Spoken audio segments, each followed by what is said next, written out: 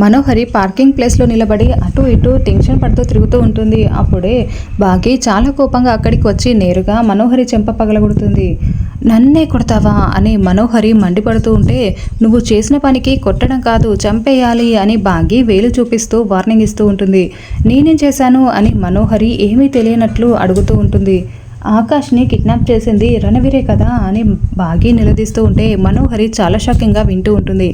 వాడికి హెల్ప్ చేసింది నువ్వే కదా, నీ కూతురు కోసం ఆకాష్ని కిడ్నాప్ చేయమని నువ్వే రణవీర్కి ప్లాన్ ఇచ్చావు.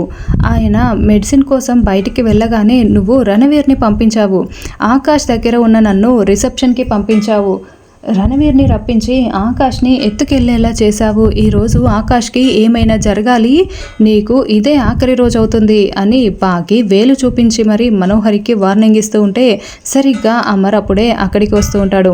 ఇక మనోహరి అయ్యో ఈ మాటలన్నీ అమర్ వినేశాడా అని చాలా టెన్షన్ పడుతూ అమర్ వైపు చూస్తూ ఉంటుంది.